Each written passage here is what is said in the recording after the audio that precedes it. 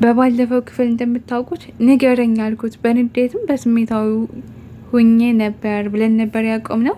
ሀይ ስኩል ልብ አንጠልጣይና እውነተኛ ታሪክ ጸሐፊ ፊደል ክፍል 13። በንዴትም በስሜታዊ ሁኜ በጣም ተናድጄ ነበር። የበለጠ ያናደደኝ ደግሞ መልሱ ዝምታ መሆኑ ነው። በሱ ጉዳይ እምባዬ አሽቃብጣ መቆጣጠርም አልቻልኩም። ዝም ብዬ ነው የሚፈሰው። የዛኔም የድሮ ፍቅራችን ትዝ አለኝና አመለጠኝ። ግን ድክመቴ መሆኑን ለሱ ማሳየት አልፈለግኩኝም። የመጨረሻዬ ነው ብዬ ወስኜ ፊቴን አዙሬ ሊሄድ ስል ፊቴን ሳዞር የኔ እናት ያላንቺ መኖር አልችልም እኮ ብሎ እጄን ይዞ ወደ እሱ ጎተተኝና እቅፍ አደረገኝ። ግንባሬን ጉጬን እያገላበጠኝ ስመኝ ጀመር።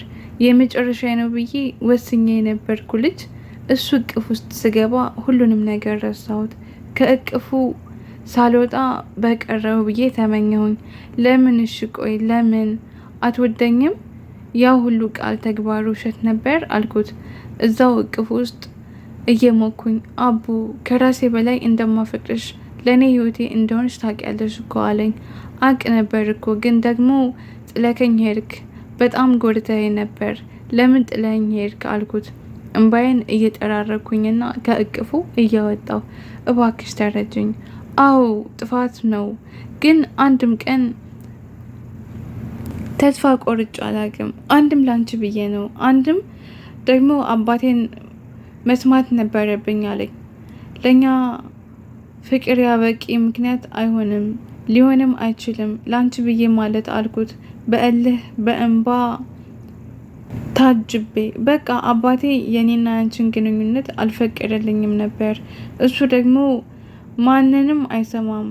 ካስታውሽ የመጀመሪያ የፍቅር ጊዜያችን ቀን ቤት መጥተሽ ሸኝችሽ በመኪና ወደኛ የመጣው ሰው አባቴ ነበር። እናም ባንቺ አስፈራራኝ። እኔም አሁን ነው የተረዳሁትኝ። አዎ ስህተት መሆኑን ገብቶኛል። እንደዛ ማድረግ አልነበረብኝም አለኝ። በእርግጥ ለእኔ በቂ አልነበረም። እኔ ማንም ባይደግፈኝ እንኳን እሱን አምኖ ነበረ፣ እንዲደግፈኝም ነበረ። በቃ በስርዓት አስረዳሻለሁ፣ ፍቀጅልኝ፣ ትንሽ ጊዜ ስጭኝ። አንቺን ይቅርታ ለመጠየቅ ብዬ ምንም ነገር ባደርግ አይቆጨኝም፣ አድርገዋለሁም አለኝና ምላሴን ሳይጠብቅ ጎትቶ አቀፈኝ። እመኝኝ እናቴ አንቺን ላጣች አልችልም ብሎ አይኔን፣ ግንባሬን፣ ጉንጬን እየሳመ ፀጉሬን ያሻሸኝ ጀመር። ከዚህ በላይ ውጭ ተቃቅፈን መቆም አልቻልንም። እናቴና አለምዬ ተከታትለውን ከቤት ወጡ። አለምዬ በአንዱ ፊቷ በደስታ በራሷ ደግሞ እናቴ ግን እኔን ጎድቶባታል። ይቅርታ ለማድረግ ቀላል አይሆንም። ይልቁንም ይበልጥ ተናደደችበት። ልጅ ሰው ሲመጣ መቀበል ከሆነ ትናቂያለሽ አለችኝ ተኮሳትራ። በሰዓቱ ምንም ልላት አልቻልኩኝም። እማዬ ብቻ ብዬ በአሳዛኝ ፊት አየኋት። መስኪ ይቅርታ በጣም አላተኝ እኔን ለቆ እሷን እየተመለከተ። ተው ልጄ እኔ ጠልቼክ አይደለም፣ ግን አንዳንድ ይቅርታዎች የማያስተካክላቸው ብዙ ነገሮች አሉ አለችው በቁጭት።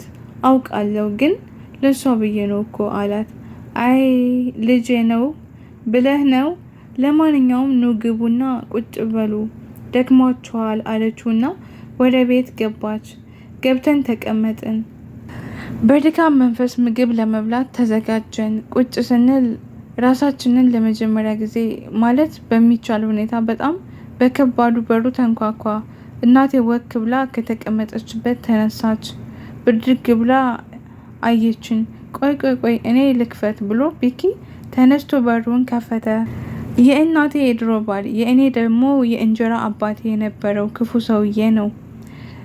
በልጅ አይምሮ የማስታውሰው ነገር እንዳለ የእናቴን ምን ያክል ሲያሰቃያት እንደነበረ፣ ምን ያክል ይደበድባት እንደነበር ነው ለእኔ የማይረሳ ጠባሳ ነው።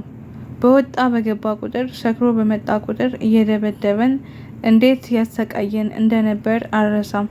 እናቴ ስታየው በጣም ተረበሸች። ወደ ኋላ ሸሽታ ፍጥጥ ብላ አየችው።